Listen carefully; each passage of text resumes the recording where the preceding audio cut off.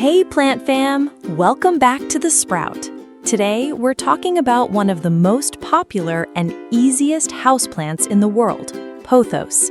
You might know it as devil's ivy or golden pothos or Epipremnum aureum. And it's called devil's ivy for a reason, because it's almost impossible to kill. This plant is the perfect choice for beginners, for forgetful waterers, and for anyone who wants a lush, trailing vine that looks great in any room. But before we dive in, let's clear up a common confusion. Pothos is often mistaken for heartleaf philodendron. They look similar, both have heart-shaped leaves and trail or climb, but they are different plants. Pothos has thicker, waxy leaves with more texture and variegation. Philodendron leaves are thinner, softer, and more uniformly green. They also have different growth habits and slightly different care needs. So if you've been calling your pothos a philodendron, don't worry, you're not alone. And by the end of this video, you'll know exactly how to tell them apart. Before we dive in, if you're new here, hit that subscribe button. We put out new plant care videos every week, and I don't want you to miss the next one. Also, drop a comment below. Do you have a pothos? What variety? I'd love to hear about it. Now let's get into it. First, let's talk about why pothos is so popular. Pothos is native to the Solomon Islands in the South Pacific. In the wild, it's a climbing plant that can grow up to 40 feet long. Indoors, it's usually grown as a trailing plant in hanging baskets or trained to climb a moss pole. It's incredibly forgiving. It tolerates low light, irregular watering, and a range of temperatures. It's also a great air purifier, removing toxins like formaldehyde from indoor air. And it's super easy to propagate. You can make dozens of new plants from one vine. Now let's talk about the different varieties. There are many beautiful pothos varieties. Golden pothos is the most common. It has green leaves splashed with yellow or gold variegation. Marble Queen has white and green marbled leaves. Snow Queen has even more white variegation. Neon Pothos has bright lime green leaves. Jade Pothos is solid green with no variegation. Manjola has wide round leaves with white and green patches. And Joy has green leaves with white edges. Cebu Blue has silver blue leaves with a distinctive shape. And Global Green has dark green leaves with lighter green edges. All have the same easy care. Now let's start with light. Pothos grows well in a range of light conditions. It tolerates low light, but it thrives in bright, indirect light. In bright light, the variegation on varieties like Golden and Marble Queen will be more pronounced. In low light, the variegation may fade. Direct sun will burn the leaves, causing brown patches. An east or west-facing window is perfect. A north-facing window works too. If you're using a grow light, give it 10 to 12 hours of light per day. Now let's talk about temperature. Pothos likes it warm. It prefers temperatures between 65 and 85 degrees Fahrenheit. It can handle down to 55 degrees, but growth will slow. Below 50 degrees, the plant will suffer damage. Keep it away from cold drafts, air conditioning vents, and cold windowsills in winter. Now let's talk about humidity. Pothos tolerates average indoor humidity. It's not fussy. In dry homes, especially in winter with the heater running, the leaves may get brown edges. To increase humidity, you can use a humidifier, group plants together, or set the pot on a pebble tray. Misting helps temporarily, but is not as effective. Now let's talk about watering. Pothos likes its soil to dry out between waterings. Overwatering is the most common killer. Here's my rule. Water when the top 1 to 2 inches of soil feels dry. Stick your finger in the soil. If it's dry at your first knuckle, it's time to water. In most homes, that means watering about once a week in spring and summer, and every 10 to 14 days in fall and winter. When you water, do it thoroughly until water runs out of the drainage holes. Empty the saucer. Never let your pothos sit in standing water. If you forget to water and the leaves get droopy, don't worry. Water it, and within a few hours, it will perk right back up. Now let's talk about soil. Pothos needs well-draining soil. Regular potting mix works well. For even better drainage, mix 2 parts potting soil with 1 part perlite. The pot must have drainage holes. Don't go too big. A pot that's too large holds too much water and can lead to root rot. Repot every 2 to 3 years in spring. Go up 1 pot size. Now let's talk about fertilizing. Pothos is a moderate feeder.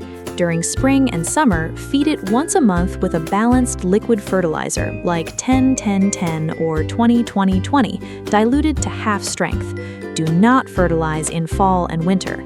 If you see brown leaf edges, you may be over-fertilizing. Flush the soil with plain water. Now let's talk about pruning. Pruning keeps your pothos full and bushy. Without pruning, the vines get long and bare at the top. To encourage branching, cut the stems back. Cut just above a leaf node. The plant will grow 2 new stems from that point. You can prune anytime, but spring and summer are best. You can also pinch back the growing tips. The pruned pieces can be propagated.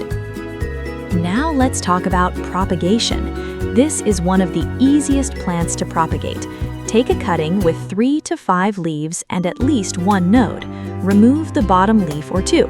Put the cutting in a jar of water, making sure the node is submerged but the leaves are above water. Change the water weekly. In a few weeks, you'll see roots. When the roots are 2 inches long, plant in soil. You can also plant cuttings directly in moist potting mix. Cover with a plastic bag to create humidity. Propagate in spring or summer for best results. Now let's talk about training on moss poles. Pothos can climb. Give it a moss pole and the leaves will get larger as it climbs. To train it, place a moss pole in the pot. Gently tie the stems to the pole with soft plant ties. The aerial roots will eventually attach to the pole. Mist the pole occasionally to encourage root attachment. Within a few months, your pothos will be climbing. Now let's talk about common problems. Let's go through them one by one. Problem 1. Yellow leaves. Can be overwatering, underwatering, or natural aging. Check the soil. If it's soggy, water less. If it's bone dry, water more. If only the oldest leaves are yellowing, that's normal. Problem 2. Brown leaf edges. Low humidity or chemicals in tap water. Increase humidity. Switch to filtered or rainwater. Problem 3. Leggy growth with big gaps between leaves. Not enough light. Move to a brighter spot. Problem 4. Leaves curling. Underwatering. Water deeply. Problem 5. Brown spots on leaves. Can be sunburn from direct sun or fungal spots from wet leaves. Move out of direct sun. Water at the base. Problem 6. Pests. Pothos can get spider mites, mealybugs, and aphids. Spider mites leave fine webbing. Increase humidity. Use neem oil. Mealybugs look like white cotton. Wipe with rubbing alcohol. Aphids cluster on new growth. Spray them off with water. Problem 7. Root rot. Caused by overwatering or poor drainage. Signs are yellow leaves, mushy stems, and a bad smell from the soil. Take the plant out of the pot, cut away rotten roots, repot in fresh, dry soil. Water less. Here's where you come in. Drop a comment below. Do you have a pothos? What variety? Do you let it trail or climb? I'd love to know. Now let's talk about pothos versus philodendron. Since we mentioned this at the start, let's go into a bit more detail. Pothos leaves are thicker, waxier, and have more texture. Philodendron leaves are thinner and softer. Pothos leaves are more heart-shaped with a pointed tip. Philodendron leaves are more rounded. Pothos has visible aerial roots at each node. Philodendron has fine hair-like roots. Pothos is generally more drought-tolerant. Philodendron prefers slightly more moisture. Pothos variegation is more common and stable. Philodendron is usually solid green or has subtle variegation. Both are easy to grow, Both are great, but now you know the difference. Now let's talk about cleaning leaves. Pothos leaves collect dust. Dust blocks light. Wipe the leaves with a damp cloth once a month. For a natural shine, use a mix of water and a drop of mild soap. Do not use commercial leaf shine sprays. Now let's talk about toxicity. Pothos is toxic to cats and dogs. It contains calcium oxalate crystals.